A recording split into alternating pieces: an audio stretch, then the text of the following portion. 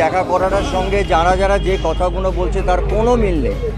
সেদিন আমার বাড়ি গেছিলেন, তোমরা সবাই জানো, 10 মিনিটের জন্যে একটা কথা হয়েছিল। আমার কিছু কিছু, আজ আমি 40 বছর কাজ করছি, কিছু কিছু জিনিস আমারও দরকার হয়, আমার টিমের দরকার হয়, যেগুলো একটা প্রোটোকলও পড়ে, যে উনি মাননীয় মুখ্যমন্ত্রী ওনার কাছে এসে বলা, যাতে ওইটুকু সুযোগ সুবিধে আমরা গত 45 বছর ধরে পেয়ে এসেছি। আমি বাইরে যাই একলা একলা অনেক সময় কাজ করতে, আর সেখানে আমার কিছু কিছু সিস্টেমের মধ্যে অনেক কিছু লাগে, যেটা আমি মনে করি এই চেয়ারটার সম্মান আমাকে নিজে এসে বলা, তাকে অনুরোধ করা, এবং তার সঙ্গে অবশ্যই যখন বসে গল্প করেছি, কিছুক্ষণ কফি খেয়েছি, আর নানাবিধ কথা, ইন্ডাস্ট্রির কথা, আমরা ভবিষ্যতে ভালো কাজ করতে পারি, মহানায়ক উত্তম কুমারের 100 বছর, সেটা যাতে আমাদের সারা ভারতবর্ষের লোক মনে রাখেন এমনভাবে একটা জিনিস অনুষ্ঠান করা। আমার এর বাইরে কোনো কথা হয়নি। আমার মনে হয় পশ্চিমবাংলার মানুষরা এইটুকু বিশ্বাস করুক, আমার সঙ্গে কারোর কোনো রাজনৈতিক কথা আলোচনা সেদিনও হয়নি, আজও হয়।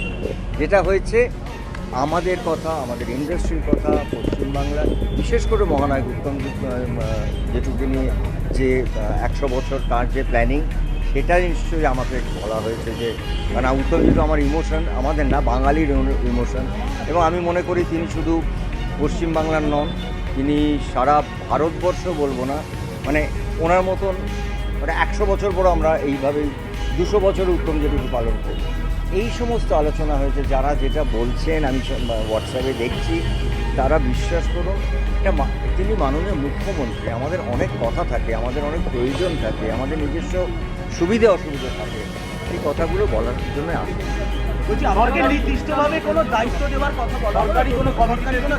না না, এইগুলো আমি এখন বলতে পারবো না, কারণ এইগুলো প্রথমত এখনও এই আলোচনাটাও হয়নি। কিন্তু নিশ্চয়ই যদি কখনো হয়, মনে করেন যে আমার কোনো একটা কমিটিতে থাকলে, সেটা আমার ইন্ডাস্ট্রি, সবাই জানেন যে আমি আমার ইন্ডাস্ট্রিটার জন্যে সবসময় রাত 2টোর সময় ডাকলেও আমি দাঁড়াবো, কারণ ওটা আমার জায়গা। তো সেরকমভাবে যদি কখনো মনে হয় ডাকেন, আমার যদি কোনো একটুখানি পরামর্শ আমার ইন্ডাস্ট্রিটাকে ভালো করে আরও বেটার হয়, কেন আসবো না? এটা তো আমার জায়গা, আমার তৈরি হবে, নিশ্চয়ই তৈরি হবে।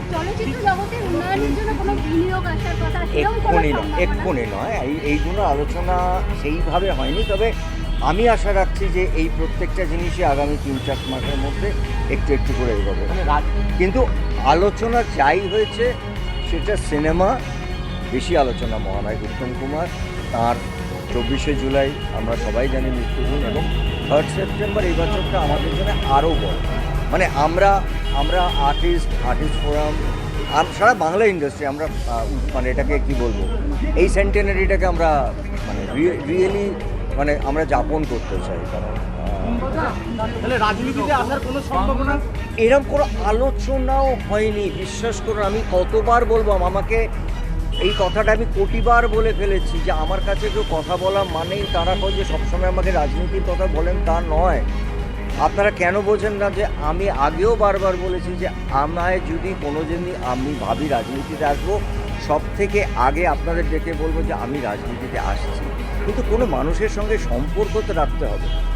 আমরা তো এমন একটা কেরিয়ারে আছি, প্রফেশনে আছি, যেখানে আমার একটা সম্পর্ক রাখা, আমার নিজের কিছু ব্যক্তিগত প্রয়োজন আছে, যেটা সিস্টেমের মধ্যে পড়ে, এবং আমার মনে হয় সেই চেয়ারটাকে সম্মান দিয়ে আজকে আমার প্রশ্নটা এই কারণে উঠছে কারণ রাজ্যসভা থেকে